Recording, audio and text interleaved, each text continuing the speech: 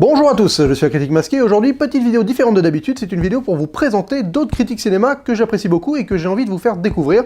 Donc je vais faire une série de 3 vidéos, la première c'est celle-ci qui parlera des émissions de radio et des podcasts que je vous recommande et que j'apprécie, que je considère que c'est intéressant de découvrir.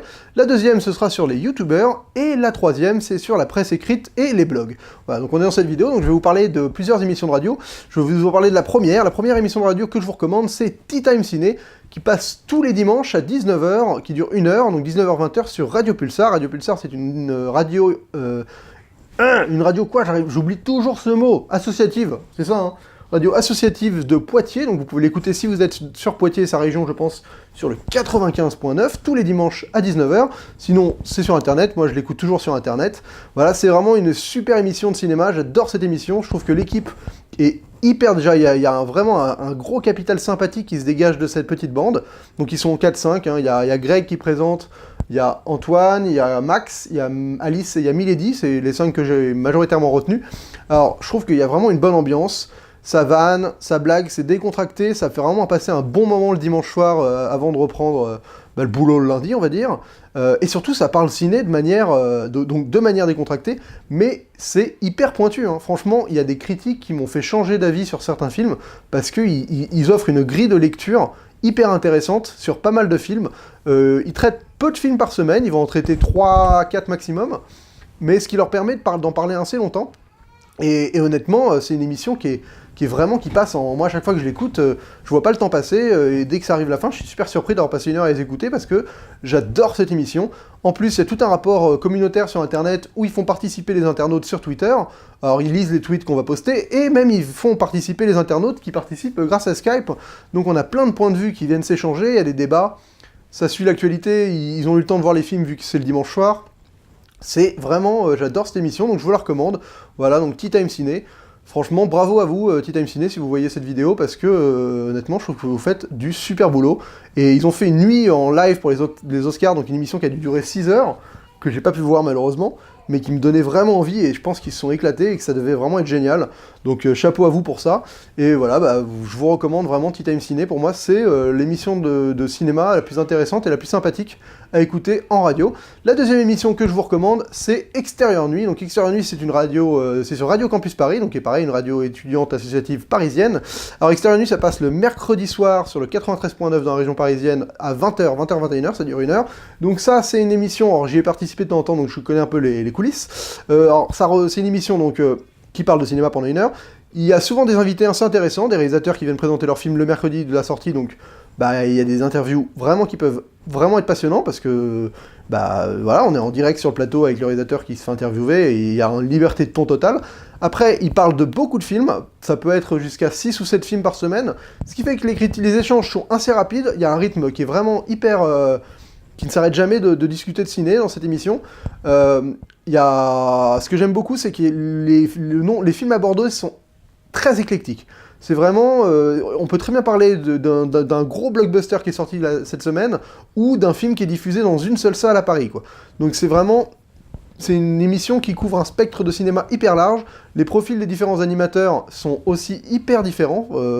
Vraiment, chacun a vraiment un cinéma qu'il défend d'une manière, de manière personnelle, et le cinéma qu'il défend n'est pas le même que tous les autres autour de la table. Donc ça crée vraiment des échanges extrêmement intéressants. C'est une émission qui a plus de 10 ans. Et voilà, c'est mes 2 émissions de cinéma qui sont toutes les deux faites par des jeunes. Je trouve qu'il y a vraiment un rapport honnête, dynamique, une vraie volonté de partager sa passion dans ces 2 émissions de cinéma, et donc en termes de radio, c'est les 2 émissions que je vous recommande. Après, je vous recommande, c'est pas vraiment une émission de radio, mais c'est sur Europe 1, mais je crois que c'est plus des podcasts, parce que les émissions ont eu lieu, donc vous pouvez les réécouter en podcast. C'est toute la série des secrets de tournage de Bruno Kras, donc c'est pas du tout... des critiques, c'est un entretien entre Bruno Kras et un réalisateur à propos d'un film du réalisateur pendant 1 heure. Il y a toute une série, je crois qu'il doit y avoir une trentaine ou une quarantaine de réalisateurs interviewés, et c'est vraiment hyper intéressant. Si le métier de réalisateur vous intéresse, si vous aimez comprendre ce que c'est un réalisateur sur un film, c'est passionnant. Parce que déjà ils sont hors promo, ils sont pas du tout là pour parler d'un film qui va sortir, donc ils ont pas du tout le même langage que les réalisateurs qu'on peut entendre quand ils sont sur les plateaux télé qui promotionnent un film. Ils reviennent sur des films qui peuvent avoir 20-30 ans, donc ils ont plus rien à vendre, et donc il y a une forme d'honnêteté dans leur discours qui est vraiment hyper rafraîchissant au final. Il y a beaucoup de choses qui me plaisent dans ce show, c'est que surtout on se rend compte à quel point le métier de réalisateur est abordé différemment selon les gens qui abordent ce métier, quoi. C'est vraiment intéressant, donc je vous invite à découvrir Secret de tournage, il y en a plein en ligne, et à chaque fois c'est vraiment 1 heure où vous apprenez plein de choses sur un film et sur le métier de réalisateur, donc je vous le recommande, mais alors plus que fortement. Et les 2 podcasts que je vais vous recommander, parce que c'est ceux que j'écoute, il y a Nos Ciné, qui est vraiment un podcast de très très bonne facture en termes de production, qui va faire 2 ou 3 critiques de films par semaine. Ce que j'aime beaucoup dans le podcast par rapport aux 2 émissions de radio que j'ai citées, c'est le rapport au temps. En podcast, tu n'es pas, t'as pas de problème de timing, si tu as des arguments pour continuer à créer le débat, tu vas pas devoir couper parce qu'il y a une émission qui vient après toi. Donc les discussions sont assez intéressantes, ils font venir à chaque fois 1, 2, voire 3 intervenants par film, avec des points de vue très pointus. Alors il y en a qui peuvent paraître pour des vieux cons, mais vu qu'ils sont leurs avis sont assez différents, ils ont le temps de s'exprimer, ça crée des vraies discussions qui honnêtement, sur des films que vous avez... Moi je regarde les critiques, je les écoute qu'après avoir vu le film, ça m'intéresse pas de savoir avant, mais il y a toujours des choses à en tirer sur ces critiques de Nos Ciné. Donc voilà, ça fait, en termes de podcast critique, c'est vraiment celui que je recommande. En plus des émissions de radio que je viens de citer avant.